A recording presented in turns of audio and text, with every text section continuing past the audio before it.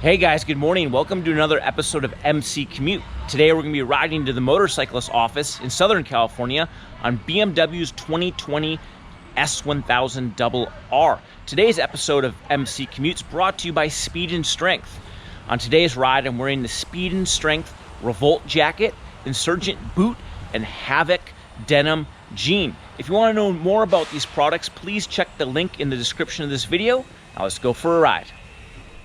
Well, there it is, guys. BMW's hot new 2020 S1000RR. This is the latest and greatest high-performance superbike from the Motorrad department out of Germany. This thing's all new for 2020. It's the third iteration of BMW's S1000RR, which originally debuted for the 2009 model year. It's crazy to think it's been 10 years, 11 now if you count model years, since this bike came out. It's all new. I mean, look at the styling of this bike. First thing you notice is just the symmetrical front end. Remember the last BMW had that asymmetrical shape? This thing now matches. It matches from the left to right. It's a very pretty bike. Love the LED lights. Love the little LED ring around the headlamps. The headlamps are small, yet they throw off a lot of light. Very aggressively styled motorcycle. I like that BMW kept the shark gills on the side fairing. Some people liked it, some people didn't. I always thought it was a cool styling attribute, and I continue to enjoy it in this 2020 model. I also like this subtle touch here where you can see the subframe. It's almost kind of KTM style, very minimalist, really shows off the mechanical architecture of this machine. Another nice styling touch that's not only looks cool, but it's very functional too, is that World Superbike derived upside down aluminum swing arm. That thing looks really trick, really high tech, and not only does it look cool, but it works really well. And look at the fit and finish on this thing. Like, look at all the machining here around the swing arm pivot, the machining of the engine covers and the engine case on the side, like the machining of this Marzocchi fork, Hayes brake calipers. This is a really well put together motorcycle. I really like the look of it a lot. But enough talking about this S1000RR. Let's hop on it and see what it's like to ride. Here we are, guys. The 2020 S1000RR. How beautiful is this 6.5 inch full color instrument panel? We forgot to touch on before, but we're riding the Upspec M Motorsport version of the S1000RR. That's why it has that cool BMW red, white, and blue livery. We've already turned off traction control. We've put on Race Pro 1 mode, which is a setting here in the menu system. Show it to you guys real quick before we go. Just get into neutral.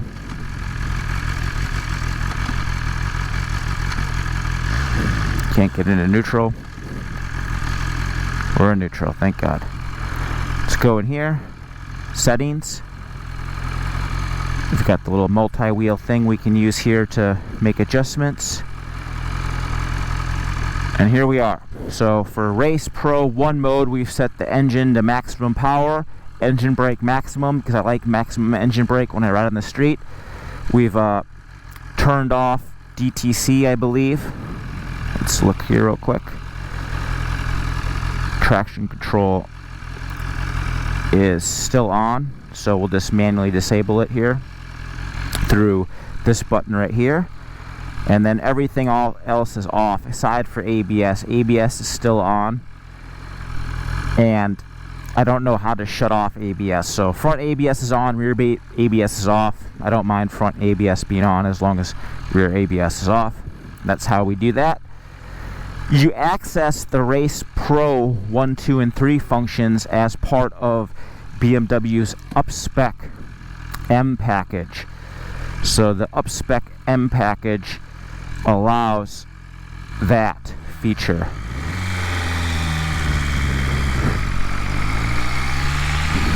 So for the extra $3,700 option, that's the feature you get Jesus, bike doesn't like going in neutral.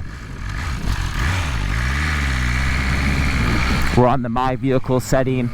I wanted to go back in the normal speedometer setting, but I couldn't figure it out. Let's try to figure it out real quick here.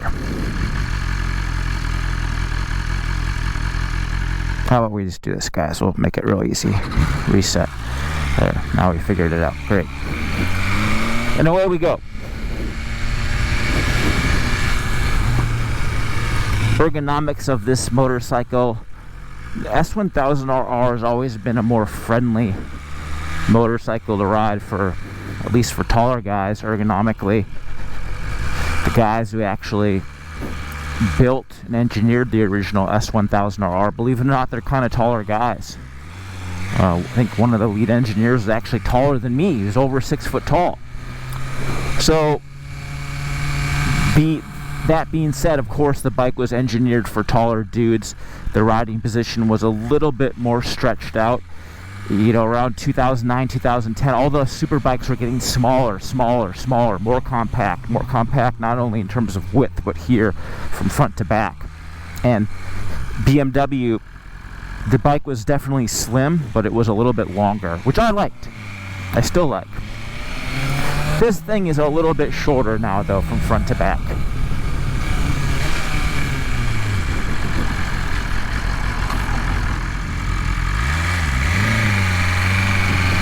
And away we go, guys. We were talking about the ergonomics, so this bike is a little bit more compact, not only in terms of its width, but from front to back. I also like that the actual clip-ons here, they seem a little bit higher than before. It doesn't seem like such a committed riding experience. It's a little bit less aggressive. This is a little bit taller, it seems. The reach between the seat and the clip-ons is a little shorter. And it's definitely a more accommodating motorcycle to ride. I think it's going to do a better job of giving balance between, you know, short riders and tall riders, where the other S1000RR kind of favored a little bit taller dudes. I think this is going to favor both taller dudes and shorter guys. It's going to be a little bit more versatile riding package. I like it.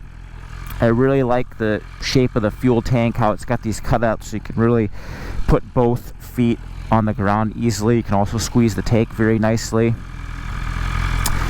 It's also aesthetically pleasing cockpit, just the way everything's machined and the angles, everything, the big humongous full color dash.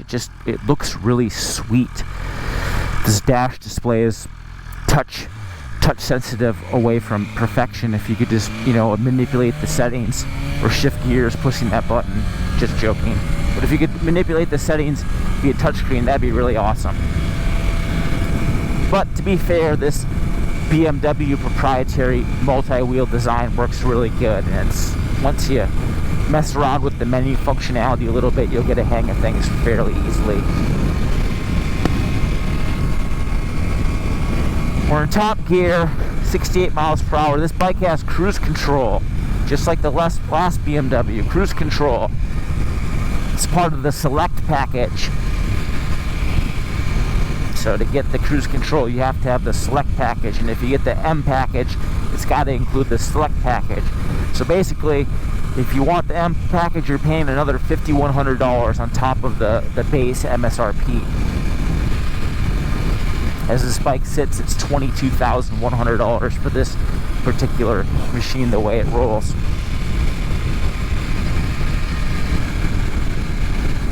Just touch the brake and the cruise control automatically disengages.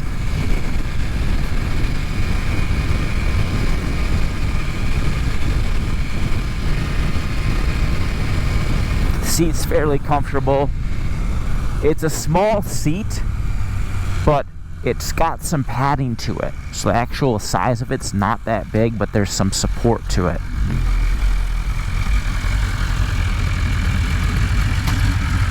Harley Davidson dude in front of us. Should we race him? And away we go. This 1000RR power. Engine in this thing, this BMW's S1000RR has always been known as an absolute monster in terms of raw power. When this bike came out, it just blew the doors off the competition. No one in a million years thought BMW was gonna out superbike the Japanese, and that's exactly what they did. And the 999cc power plant in this engine is, again, it's no slouch. This thing has a tremendous amount of power. Problem is, US bound S1000 RRs are electronically restricted, so I couldn't get a definitive answer out of BMW Motorrad USA, but the electronic restriction probably has something to do with noise and or emission requirements here in the US.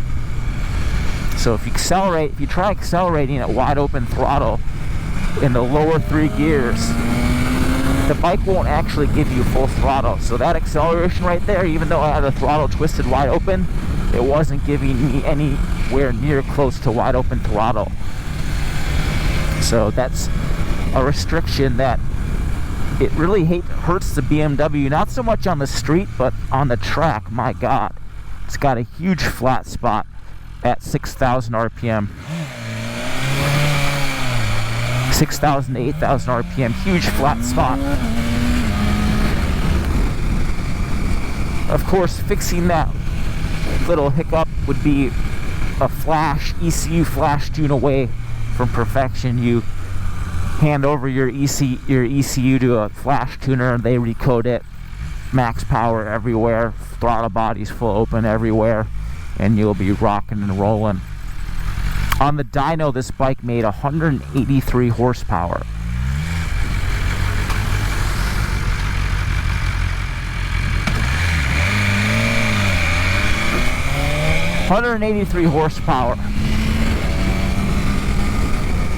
That's a little bit more power than the previous S1000RR, only a few horsepower more. But it doesn't really feel faster, to be honest with you. The electronics and the power band and the way everything is set up and the way the engine makes power now, it actually feels less fast. That crazy 10,000 RPM hit that the old S1000RR had is just gone. Like, that power hit's just not there anymore. It's still a very fast motorcycle, it just doesn't feel as fast. Though, to be fair, it'd be really interesting to ride a reflashed 2020 S1000RR and then see the power band. I bet you some of that crazy hit would kind of come back. I bet you anything. In terms of torque, this thing puts out 77 foot-pound torque.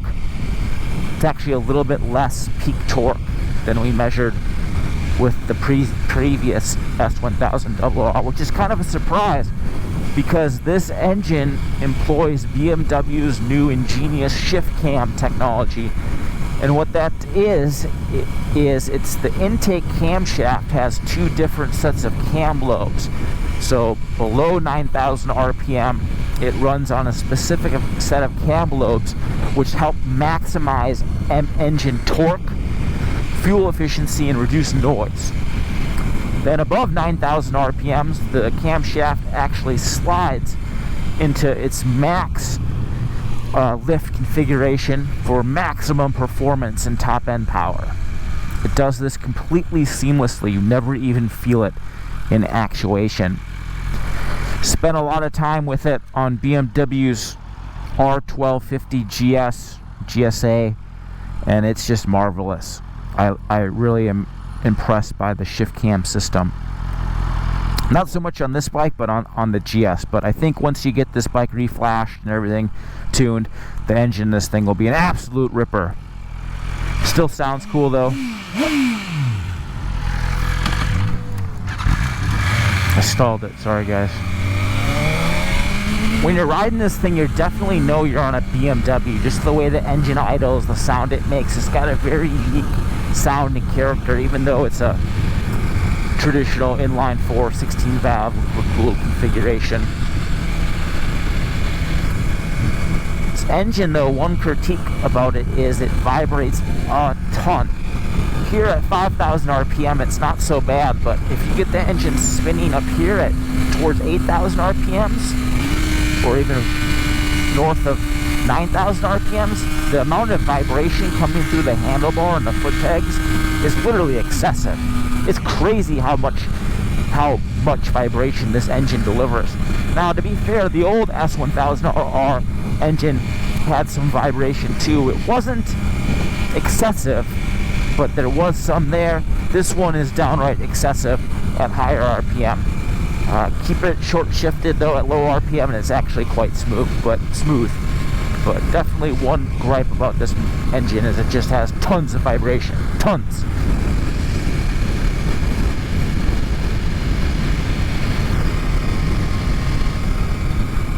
Very smooth engine fueling though. The throttle response is quite accurate. Doesn't feel too jumpy, doesn't feel too soft.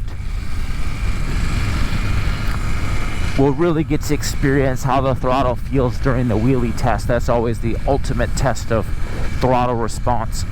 See if BMW got the ride-by-wire settings perfectly calibrated or not. This particular S1000RR weighs 427 pounds. 427 pounds with gas. That's a significant weight reduction from the previous model. The old bike weighed around 460 pounds. Certainly wasn't a porker, but it was a little bit heavy. Definitely wasn't terribly heavier, felt really heavy, but it was a little bit heavier than this bike. So the 2020 S1000RR went through a huge weight savings program.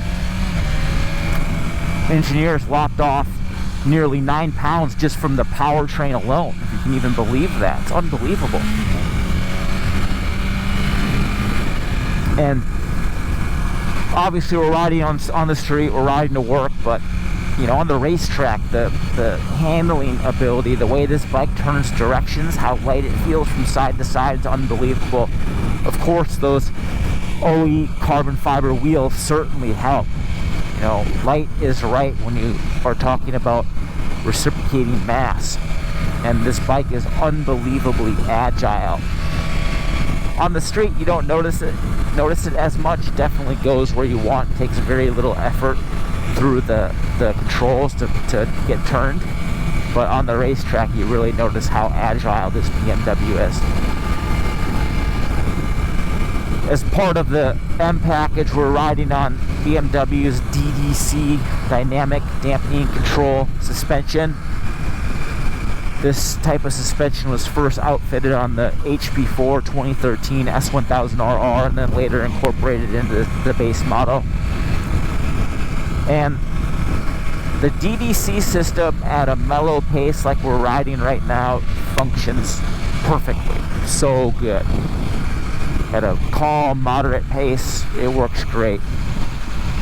What it does is it actually uses the engine's or the motorcycle's computer and wheel speed sensors and IMU to adjust the damping settings of the fork and the shock in real time, based on load, based on throttle position, based on how much brake you're giving the bike. And at a moderate pace, it works real well. If you start really wailing on it, though, it feels a little goofy. Definitely an improvement from the previous gen DDC, but not completely sold on the system. If it was up to me, I'd rather just have some nice manual clickers, top of the fort leg or bottom of the fort leg, preload collar, so I get just the preload. If it was up to me, I'd rather just have that. Set it and forget it. That's how I like to do my suspension tuning. But I applaud BMW at you know, staying at it, continuing to refine the technology, and it is a little bit more refined. I'm just not totally sold on it. The actual ride of this bike is not terribly firm at this pace. I mean, it's got pretty good compliance over bumps. It's better than a other sport bike I've ridden recently. Yet it's still going to beat you up a little bit. Let's give it some gas, get this green light.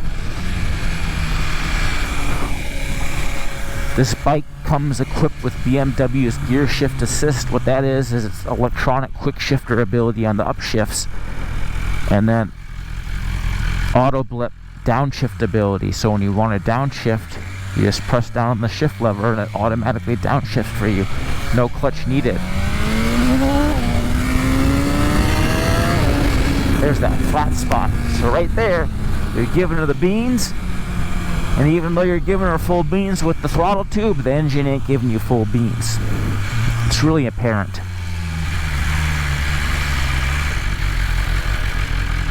So the Gear Probe Assist really makes things easier. It's more of a racetrack derived feature when you're wailing around the racetrack, but it still pays dividends here on the street.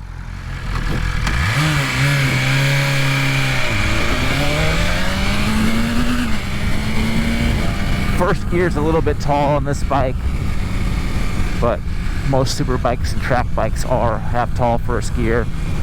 That just allows you to launch really hard and not have to shift right away. It also allows you to actually use first gear at smaller tracks. Brakes on this bike, I've got a pair of radial mount Hayes sourced brakes gripping on 320mm rotors. The whole setup's lighter than the previous model, and the braking power of these S1000Rs has never been not up to par, and this bike has tremendous braking capabilities too. My only gripe is that you can't, or I can't figure out how to manually disable ABS fully.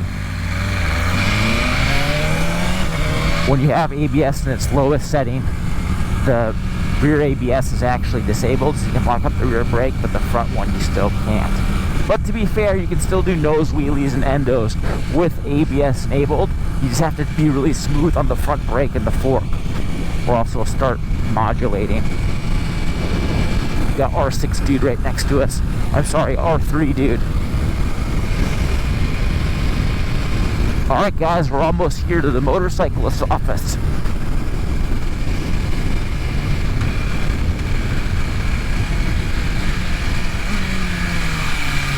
Time for the wheelie test.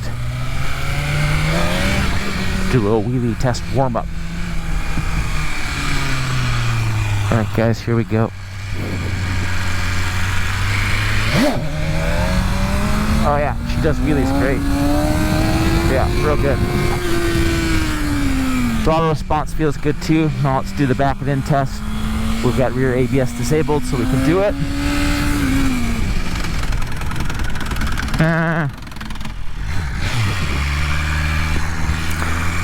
Not so good. Not so good. We got on the rear brake and the thing started hopping a little bit. Probably a little bit of user error right there. Good job on the wheelie test. Back it in test. We'll have to try it another day, guys. Either I failed or the bike failed. One of the two. It's probably me. Alright guys, our ride's almost over. We're here at work. This was a fun ride today on the S1000RR. Riding the S1000RR on the streets is like driving a M1 Abrams tank to work. It's just totally overkill. I feel like we didn't even use 3% of the performance of this bike. If you guys want to know more about this S1000RR, please log on to cycleworld.com. They have a written review and video there. Check out motorcyclistonline.com. I'm currently writing a review on this bike, so you'll see that here probably by the time this video is published. Just go onto the interwebs. Motorcyclist Online S1000RR first ride. You'll have a article in the video specifically on this, not from today. So check those pieces of content out. Would I buy this 2020 S1000RR? Well, first off, it's important to mention that the base S1000RR that costs just under 17 grand, you can't buy that bike because they don't make it. The bike you buy automatically has the Select package, which is another $1,400. If you get the M package, which I would recommend, the M package comes with the cool BMW livery, comes with this nice embossed seat that's super high quality. It allows you to access Race Pro mode, so you can actually dial in the settings and disable stuff and get things the way you want it in the electronics department. It also comes with the ability to adjust the height of the shock and the swing arm. So I would definitely opt for the M package. You're going to want that. So and it comes with the super awesome carbon fiber wheels, which reduces the unsprung mass even further. It's a 427-pound motorcycle, a very light inline 4 bike with all the bells and whistles. So $22,100 is how it sits. If I was going to buy a leader class super bike, I would definitely consider it.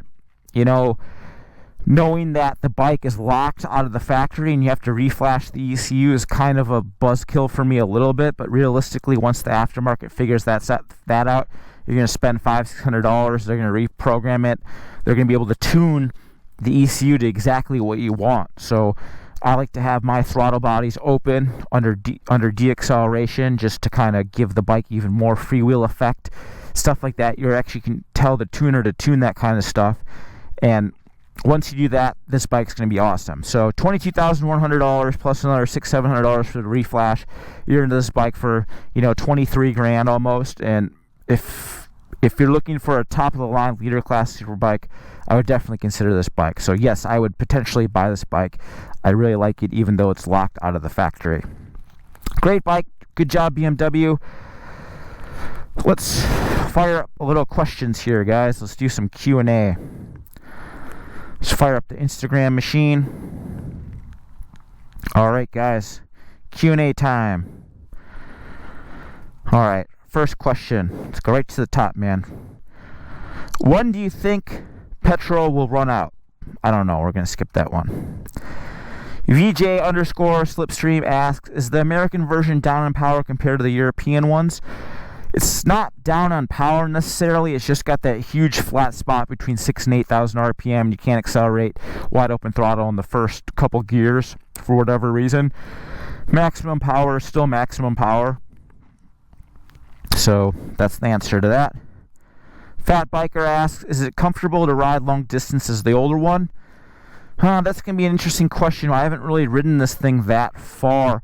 The old S1000RR was a very comfortable bike. I logged a lot of miles on that thing. One time I rode from Los Angeles to Laguna Seca, and I had no problems, no back discomfort. So I can't answer this. I think this bike could be as comfortable. The engine vibrates a little bit more, and the cockpit's a little bit more compact. I think if you're a really shorter guy, you might like this bike a little bit more, but if you're a real tall guy, I think you might like the S1000RR 2015-2017 gen a little bit better. But great question. We really can't have an answer for you, as we haven't ridden this thing much farther than 50 miles in one day. Another good question. How's the heat coming from the engine? Typical BMW. It's very well designed. There's not a lot of engine heat emitting from the bike when you're idling in traffic or moving on the street. If I live somewhere hot, I would recommend riding this sport bike, just because it doesn't throw a lot of heat on the rider. This is a fun question. What treatment does he use on that ravishing hair? I just use good old spit and sweat. Good old spit and sweat. That's how it works. All right, guys. We got one more question. I don't know I saw a question here earlier. It was about carbon fiber wheels. I don't remember who asked it, but I saw it somewhere. Someone was asking, what about the reliability of the carbon fiber wheels? Well, BMW is not going to release production carbon fiber wheels that aren't going to stand the test of time and aren't going to be tough. More than probably... not more than anyone, but BMW, Honda, Yamaha, they take Kawasaki, all of the major big manufacturers, like the top creme de la creme manufacturers, they take durability testing very seriously, very seriously. You got to remember, man, motorcycles is just a very, very small part of BMW's business. And if people are hurting themselves on motorcycles because of cracked wheels, how would that affect their car sales? How is that going to affect consumer confidence when they buy a 3 Series or 5 Series, a car that's very, very popular in the United States? So think about that. Those wheels are going to be built Ford tough, and and I wouldn't think they're going to fail at all. They're going to be very well engineered. So kudos to BMW for taking durability testing seriously. I really like that. It's always nice to be able to buy a product that you know is going to stand the test of time. All right, guys, of course, leave us a comment. Make sure to subscribe to us on YouTube, Motorcyclist Mag. We'll see you guys next time. Thank you for watching.